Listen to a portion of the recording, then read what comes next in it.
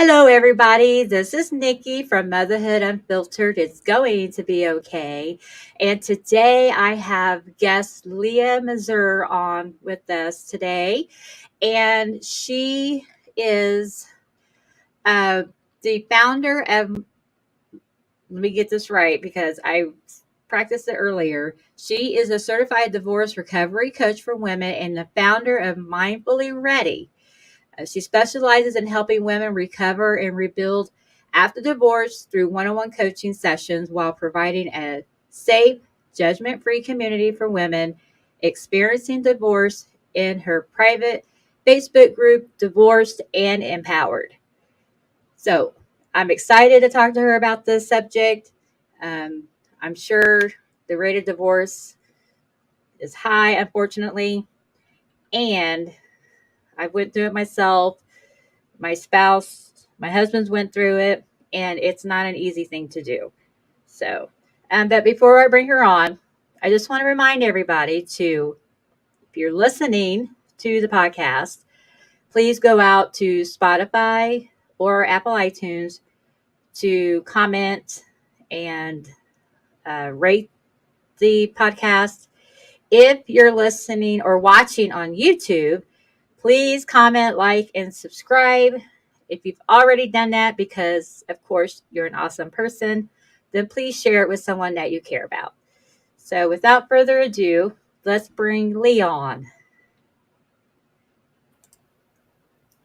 Hi, Leah. Hi, hi. Thanks for having me. Well, thank you for joining us. I'm so glad that we finally got to talk about this subject.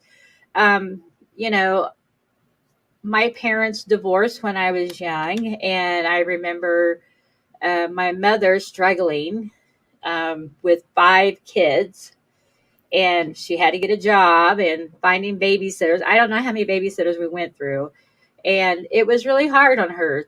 And then I went through it myself, and I wish that I had someone that I could have went to, like yourself, because you're only going to, you get biased answers, I think, from family and friends. And sometimes, that's not really what, we need to hear. There's things that you go through or that you have to do on your own now, now that you're divorced. So just tell us a little bit about yourself and how you got motivated to become a divorce recovery coach. Yeah. So I'll take you back to really when I asked myself, okay, when did this really start? I have to go back to when I was 16. And Yeah. I, unfortunately, I watched my mother have an asthma attack in our home and pass away. And 5 years later, I lost my dad to pancreatic cancer. And I'm an only child. A lot going on. And then between those two losses, I was in a very abusive, emotionally and physically abusive relationship with a narcissist. So by the time I was 21, I had a lot of trauma that I already needed to work on. And because I was, again, alone in the world, right, trying to figure out this thing called life, I learned a lot of things the hard way. And so I ended up hopping from relationship to relationship. I had abandonment issues from losing my parents. And so I was really afraid of being alone. And it really took me 2 divorces to go, okay, Leah, you need to do something differently. Like, this isn't working for you. You can't keep this up. And that's when I really dove into self-care and meditation and the journaling and all self-help, right? The books, the podcasts, like I did it all. Therapy. And then, so that's really what led me to becoming a divorce recovery coach, is because for the same thing you said is, I wish I had someone. It would have saved me from a second divorce if I had someone to guide me and give me the tools and the resources to heal the right way so that I could get myself to a healthier place. Wow.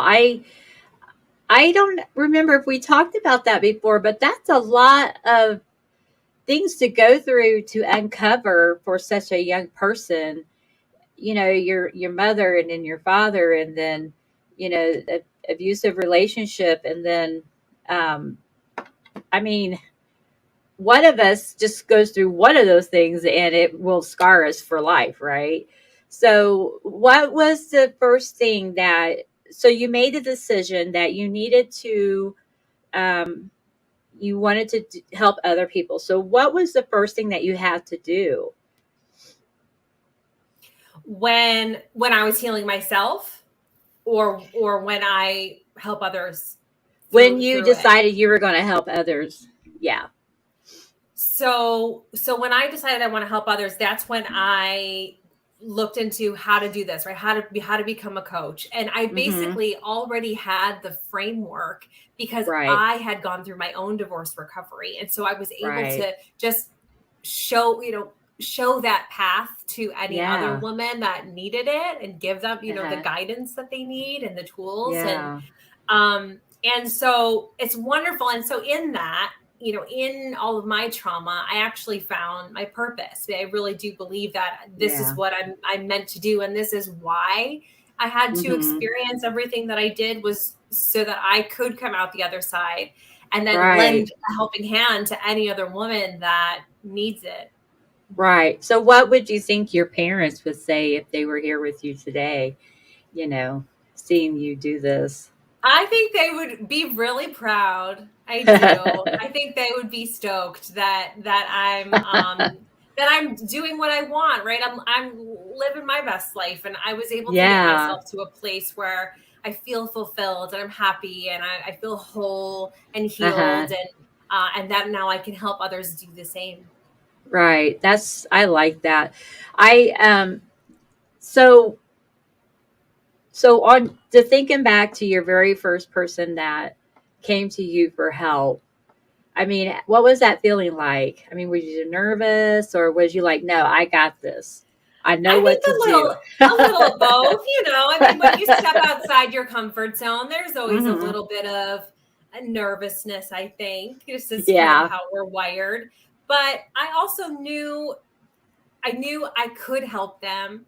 I knew I was Right. doing it for the right reasons. I knew that I really just wanted to help women through it so that they didn't have to feel how I felt or go through what I went through. If I could save another woman from a second divorce, I want to do that.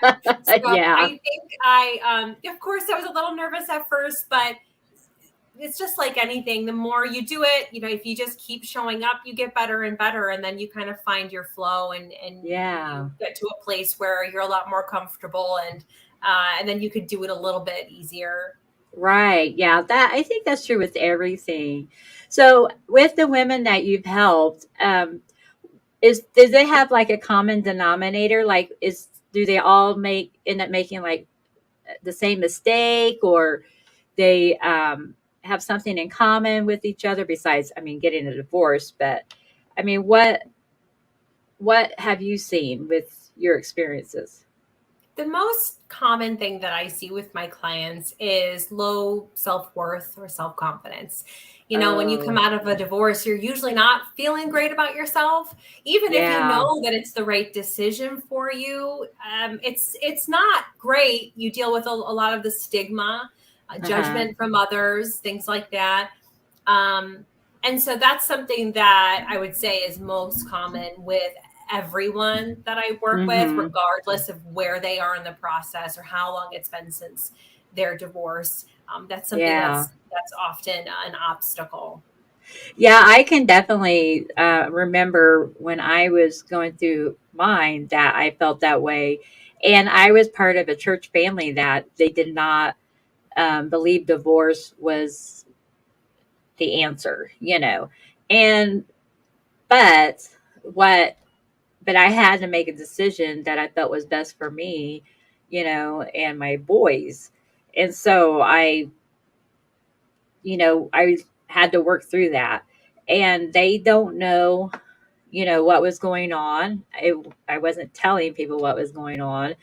And sometimes you just have to decide for yourself, hey, I know this is going to hurt, but I'm going to rip the band aid off So, because I know in the end it's going to be better. Absolutely. And yes, divorce is painful, but not as painful as staying in a relationship that you know is not good for you, Oh, yeah. especially when you're a parent. I often Mhm. hear feedback from women who feel so guilty for putting their kids through a divorce. But really, you are teaching your kids what to tolerate and what not to tolerate. You are showing Mhm. your kids that your happiness is important. And then when they grow up and they get into a relationship, you want to make sure that they're making their happiness a priority too. And then if they wind up in a relationship that isn't good for them, you don't want them to stay. You want them to get out and try to Yeah. find happiness and be healthy and right, making their well-being Yeah. a priority. You're teaching them to do that by doing it first yourself. I've never even thought of it from that perspective before. I've always thought about, like, oh, I was just a quitter, and I'm going to stick with this until one of us is 6 feet under. But Yeah. I mean, it didn't have to be like that. And it wasn't like that. But I have never looked at it from that perspective that, okay, this isn't working. So we're going to have to do the hard work to make the situation better. And I really like how you've seen it that way, from your point of view. So, what are some of the, oh, yeah, what do you recommend that women who are going through divorce, what should they be focusing on? Themselves, right? Not Yeah. worrying about what your ex is doing or what they're doing on social media or who they're hanging out with or what they're saying. Oh, Focus on Leah, that's so you. hard. I know it can be really hard, but you like energy goes where your attention is, right? Like that's where it Yeah. flows. So you want to take your attention off of your ex, you want to put it on you and you want to focus on your healing, focus on getting yourself to a place that you feel good about. Yeah. If you're dealing, if your self-confidence or self-worth is low, then that's what you need to work on is getting yourself to a place where you feel better, you feel confident, you feel excited about this chapter of your life because it really is an Yeah. opportunity. It's an opportunity Yeah. to start again and create something that you love. And just doing whatever you need to do to get yourself to a healthy place because there really Mhm. isn't any specific amount of time. That's a question I get a Mhm. lot. It's like, how long is this? How long do I have to heal or how long until I can date again? Oh, There's no, yeah. set um, formula for that kind of thing. Mhm. You really just have to Mhm. tune in and take care of yourself and get yourself to a place where you feel whole Mhm. on your own.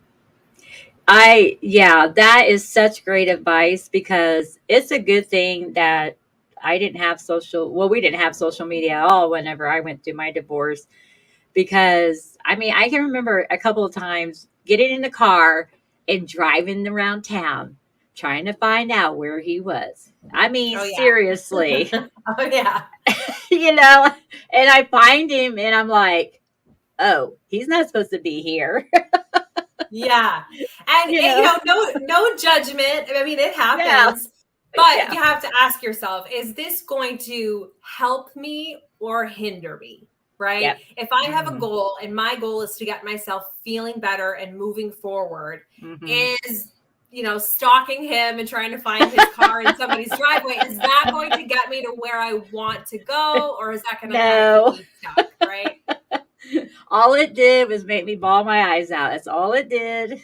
Oh I yeah. mean, I've what been was I there. going to do? Go up to the house and say, hey, why are you here? It was Yeah. just silly. So, I mean, that's why I think that, having you as someone that can help, you can say, okay, before I go off and derail myself, and get arrested for stalking somebody, you'd be like, okay, what's Yeah. your focus here, and sometimes we just need that. We just Absolutely. need someone there to say, okay, yeah, I know you want to do that, but it's not going to help anything. So, Yes. but yeah, I was like, I remember doing. I only did it a couple of times, and then after the second time, I was like, "This is stupid. It is not going to solve anything, and I just wasted my gas." So, Right. And it so doesn't I make you never. feel better usually, No, so. no, it didn't. And anyway, now that I think about it, I just feel so silly, like remembering that I had done that. But so yeah, I was glad we didn't have social media. But so so what about women who goes through like where they have been abused, physically abused by their husband or their partner or whoever it is? I mean, or do you handle those differently than women, than other situations? Not necessarily. With things like that, it's important for them to really be honest with what their needs are. So, Mm-hmm. coaching and therapy are very different. So, Right. if you Yep. feel like where you're at and what you need the most support with is more therapy based, then Mm-hmm. I would recommend that. And I've done that. I've Mm-hmm. had consultations with women where I've said, you know what, it sounds like coaching isn't the right fit for you right now. I would recommend that Yeah. working with a therapist. Coaching Yeah. is very future focused, so it's Right. for someone who if they kind of feel stuck and they just don't even know where to start. Right. Coaching helps you clarify, okay, what are my goals, what do I want, and then let's get you there. How do we get you there step Right. by step, right? And Uh-huh. so when you're coming out of an abusive relationship, you might not be in that mindset yet. You might still be in the place where you need Mm-hmm. to work with a therapist to work through some things. And oftentimes things that we're carrying with us from childhood. I mean, that's stuff that goes Oh my way back, God. right? From our Yes. parents. And so that's the stuff that you have to work through so that you can heal and that you can really start building yourself back up again. But if you Yeah. are in a place where you feel like you're in a pretty good place, but you just need some more support, you need guidance, you Mm-hmm. need clarity, you need more confidence, Mm-hmm. then a coach is for you to help you get moving in that Mm-hmm. forward direction. Right. That's such good advice because I mean you have to realize what your purpose is. I mean, as you as a coach, and then also the limitations, like, okay, you really need more of medical therapy advice, whatever. And when you're ready, you can come back because there are sometimes, even though you want to move on, like you said, there are things in our childhood or with the relationship that you got to work through first. You got to Absolutely. get through that because if there's someone like me, they're not even going to be able to focus on the future and what you want with it because of it's right here in your face, Mm-hmm. and you can't get past it. Mm-hmm. Yeah. It's just so much to unravel because I It mean, I is. don't know you. It's just I just keep going back. It just takes you back to that moment, to different things, Mm-hmm. scenarios and stuff that happens. So, so with someone who feels like they don't like being alone, I mean, how do they adjust from being with a partner and then being alone? Because I know people that don't want to be alone and then they just pick whoever off the street and then that's their next buddy, Oh yeah. and then that's even worse than the one they just got away from. So, Yeah, it can be. And that was me. I mean, I was so terrified of being alone. I just didn't even know how to do it. And so that's what yeah. happened after my first divorce. I hopped right into another relationship. And when that one Hmm. didn't work out, I hopped right into another one and then married them. They moved Yeah. in within like 3 months. We were engaged 8 months later and they were married. And so I had to really work through that and figure out how to be alone. And so a lot of the things that I learned and have learned since, just from reading more Hmm. books and listening to more podcasts, Yeah. is first of all, get support because you're not alone. You can be alone and not feel lonely, right? So when you Yeah. can get a Mhm. community, for example, like I Mhm. have my Facebook group, Divorced and Empowered. It's a community of women. They get Mhm. it, right? They're Yeah. going through a divorce too. It's a huge transition. It's something they're Yep. not used to either. You're not alone. Connect with those women. Mhm. Another thing you can do is find a creative outlet, right? When you're divorced, this is the time to like reinvent yourself. It's like, who am Oh, I? What do I want? What do I, what do I yeah. like? And so find a creative outlet. That's a great way to help you feel more fulfilled. Right. Play around with different things that maybe Mhm. you never had time for, or that you were Mhm. interested in but just never pursued, right? Like take that Mhm. dance class or pick up that camera and do some photography or whatever. Yeah. Yeah. And another great thing you could do is volunteering, because when you Oh. volunteer, not only is that making you feel good, right, for doing, Mhm. helping people that are less fortunate, but it Mhm. really helps you put things in perspective, and it helps you Yeah. appreciate what you have. Because when you're alone and you're just thinking about all the things that you're lacking now or all the things that are gone, Mhm. when you volunteer, like if you go to a food shelter, I remember I Mhm. did that. I went to a food shelter with a couple of girlfriends.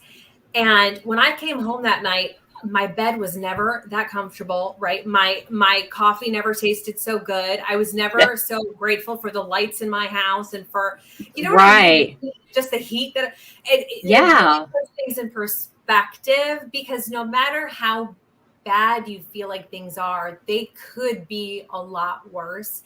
And it helps Yes. you shift to see that you still have an abundance of blessings Mhm. around you, and there are lots of things that Right. you can still be grateful for. Um, and then doing things like getting in nature more often. Nature Mhm. is so healing, and just exercise in general, just being more active. Mhm. It helps lower your decrease anxiety and depression. It helps boost your Mhm. mood. I mean, it's something that's therapeutic as well. And so exercising or getting in nature, those are all things. And so just thinking about all kinds of things that you can do, Mhm. and giving yourself the things that you used to get from someone else. So take yourself out on a date, cook yourself a nice meal, go buy Yeah. yourself a nice little piece of jewelry, or like take yourself on a weekend trip or with girlfriends, right? Like create Yeah. a life that you love and that Mhm. feels good and fulfilling for you. You don't need someone else to Mhm. fill you up. You want to be whole all by yourself. Mhm.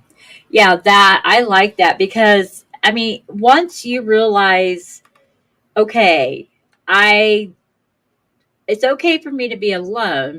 I just, don't want to be lonely. And then you start relying on yourself and you become a more independent person. And Absolutely. you start looking at your attributes and then looking at some of the things that, okay, I might need to work on these other things, that you might find not as appealing, or you want to be better at them. And so when you start working on those things and start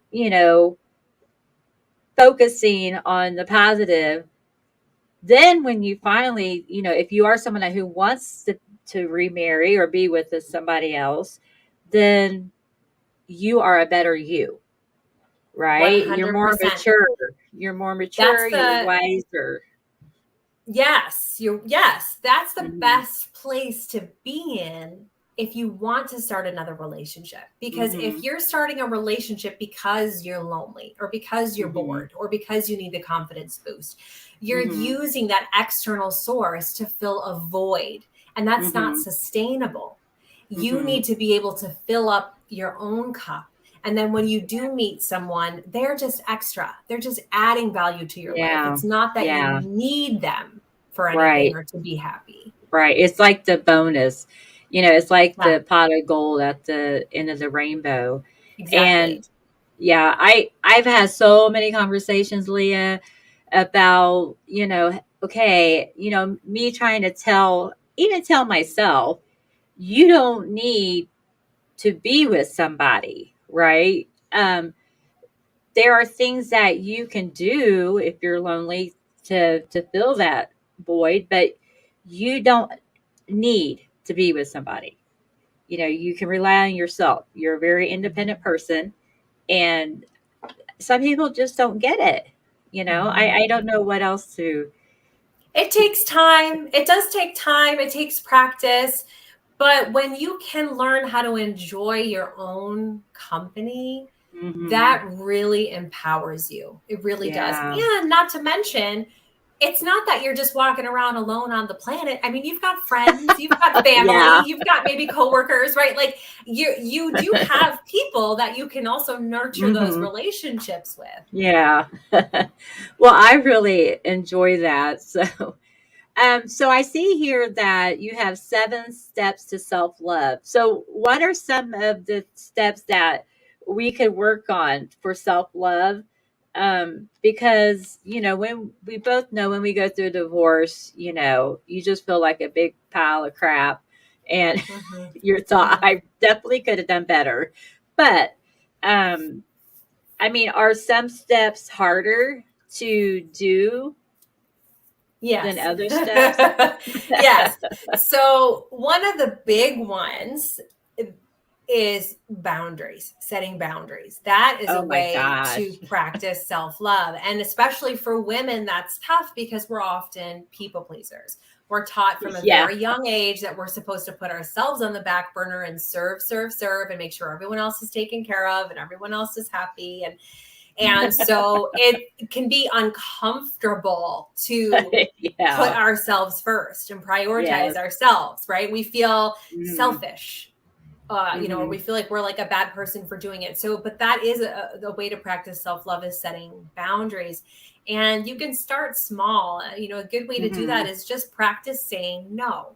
And that could be, if someone's inviting you to go see a movie that you really don't want to see, speak Mhm. up about it, right? Or if you really Mhm. don't like that restaurant or you really don't want to go to that party, Yeah. speak up. It's okay to use your voice. It's okay to have an opinion because honestly, the the people who get offended or upset by Mhm. you setting a boundary are Mhm. often people who are benefiting from you not having one.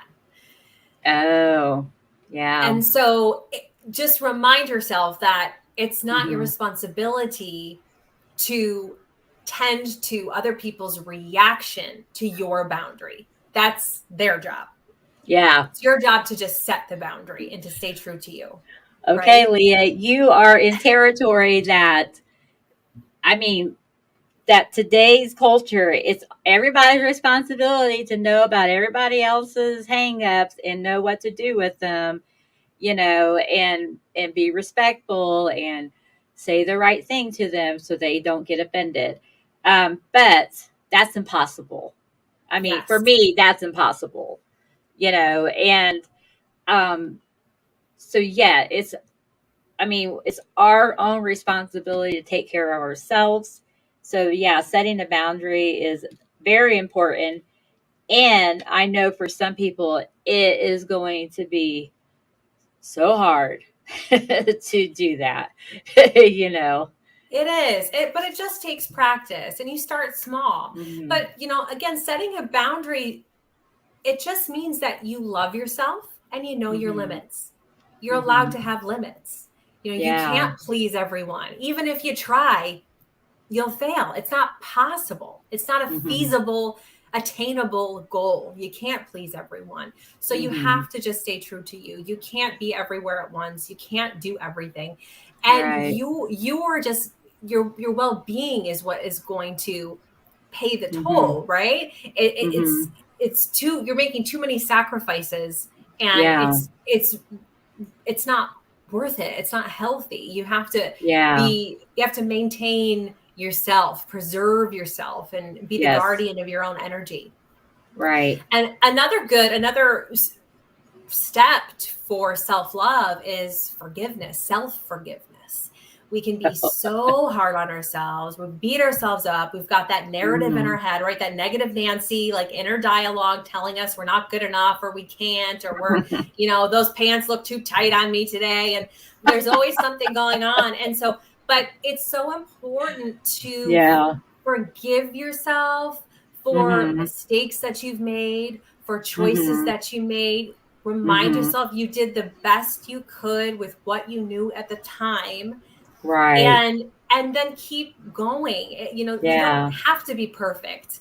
Give yourself Mhm. permission to not be perfect, and practice treating yourself and speaking Mhm. to yourself in a way that you would someone you love.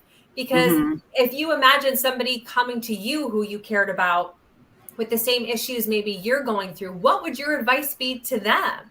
It would Yeah. probably be filled with a lot more compassion than if you were giving yourself the advice, right?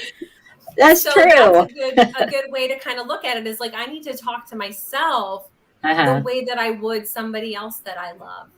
Right. And and to just flip that around is if you treat yourself with more respect and talk to yourself with more respect, then it's easier to do it to other people, you know. Absolutely. And and then you're not going to feel like you're saying something foreign, you know, because Hmm. you're not used to talking that way. And Hmm. now that was something hard for me, was to be nice to people or to talk nice to people, and I was just so abrupt, and harsh, but I just had to learn to, to soften my voice and to say things in a way it wasn't demeaning to that person. And that's just Hmm. something I think a lot of us just have to learn, or maybe just the more hard headed ones like myself. But, you Well, know, that what that probably is, Nikki, is a reflection of also how you spoke to yourself. Most likely, if you are yeah. judgmental or abrupt with others, then Hmm. most likely then you are like that with yourself. And so the Yes. more you can be kinder and more compassionate to yourself, the easier it is to then show up Hmm. and be that way for other people as well. I know, but why did it take me almost 50 years to figure it out? I mean, We're all on our own journey. We are all on our own journey. Everyone is on a different timeline. But at least you got there. At least you got touche. there. Yeah. I I really enjoy talking to you. I mean, you can tell that the things that you are saying, um, you have learned these lessons yourself, and you're just sharing them with the world. And to me, when you share an experience with someone who is going through that same experience, I feel like it touches them more, and they are more able to accept it, Mhm. and they Mhm. open their heart and they, listen to what you say. If someone is not ready or they don't want to hear your message, it's not going to work for them. They're not ready. They may need to go have more therapy, or whatever it is that they need. And I just love that you've taken, the tragedies of your life and your experiences with your relationships and is using it to help other people. And I just so glad that you are, because I know what I went through. I know what my mom went through, and you know what you went through. It's just so hard. It is It so is. hard. And I mean, yeah, everybody's used to hearing the word divorce, but it's still a bad thing. I mean, it's still a bad thing to go through, you know. It is. It's And tough. It's a roller coaster. It's a oh roller Lord, coaster of emotions. Even yeah, if you have an idea of what to expect, you don't really know what to expect until you're I in it, know, right? Because yeah, everyone's experience is different too. And that's the hmm, thing, is even if you know someone who's been divorced, they might not necessarily have the best advice for you because your situation is different or you're in a completely hmm, different place, right? Everyone's hmm, experience is so different. And hmm, and that's why it is just so helpful to get support, because when you have hmm, that guidance, it saves you a lot of trial and error. It really just like cuts right through to the good stuff, right? So that you don't yeah, have to learn all your lessons the hard way. hmm, yeah. I could definitely. I just well, this just came to mind. I mean, what about? I mean, the poor people that are going through divorce and it's years and years and years before it's finalized. Oh my Lord, I would probably just, I don't know what I would do. That's I, tough. Yeah, it, that would be, I had someone who was eight. It was 8 years was the uh-huh. divorce. I think that's the longest one that I've encountered. And Yeah. not to mention how many thousands and thousands and thousands of dollars that these can cost. Mm-hmm. Mm-hmm. And it can really drag out. And that's why it's so important to make sure that you're focusing on your well-being, because a divorce is one Yeah. of the most stressful things you can go through. If you Mm-hmm. Google what is the top 5 most stressful things a human can experience, divorce is Mm-hmm. right up there, right underneath death of a loved one. Yeah. It's Yeah. hard. And Mm-hmm. so you're all over the place. You're going through grief, right? There's a grieving Mm-hmm. process. You may have an anger Mm-hmm. mode, anger and resentment Mm-hmm. stage, and there's so much Yeah. to go through. And so it's so important that you're making sure that you are taking care of yourself, getting good sleep. That's something that's Mm-hmm. overlooked a lot, but also impacts everything. Getting good sleep so you can regulate your emotions, decreasing your stress, right? If you're Yeah. super stressed, you got to do something to counter that, to make sure that Right. you're not being put through the ringer. Yes. Those are some top three things that people all struggle with. Right. Well, before we end our conversation, do you have any, last minute advice, or not last minute advice, but, something that, maybe we didn't touch on during our conversation? I think just to remind everybody that if you are going through a divorce, you're not alone. It's such an Mm-hmm. isolating thing. It's not often you go Mm-hmm. through a divorce at the same time as someone you know who's going through it. So you do feel like you're going through it alone. So you're not Mm-hmm. alone. Connect with the community. Like come to a Facebook group like mine or any others. There's so many divorce groups out there, and Mm-hmm. get support so that you can get through this faster, so that Mm-hmm. you can heal and move on and start rebuilding your life. And just make sure that you're taking good care of yourself, because it will Mm-hmm. really make all the difference. And how can people reach out to you, Leah, if they want to, maybe uh, get some more information? Yes. So you can go right to my website, mindfullyready.com. That's Mm-hmm. mindfullyready.com. And you can book a free consultation call with me so we can chat if you're curious and you want to learn more. Mm-hmm. You can also join my private Facebook group there. It's only women who are experiencing divorce. So it's a great group to connect with. Mm-hmm. And then I'm also on all the social media. You can find me on Instagram and TikTok it's at Mindfully Ready. TikTok. People keep talking about that. I mean, I have an account, but I don't ever get on there. I love TikTok. Yeah. You know what? There's such a wonderful community. I've really connected with a whole divorce community. There's attorneys and mediators and financial people. And I mean, there's something for everyone, and they're really supportive. It's great. My boys will send me something every once in a while, and it'll crack me up. Or my mom. My mom retired, and then like a week after she retired, she started blowing up my phone with TikTok stuff. There's a lot of entertaining stuff out there. Yeah. Well, Leah, I am so glad that we finally got to meet and talk about, women going through a divorce, and, how hard it is, and the steps they can take to, make the transition, a little better, maybe a little smoother. And I hope that you will be able to come on again in the future and talk about, the subject again, because I know it's not going to go away. That's not going anywhere. Yeah. Thank you Yeah. so much for having me today, Nikki. I loved our conversation. Thank you, Leah.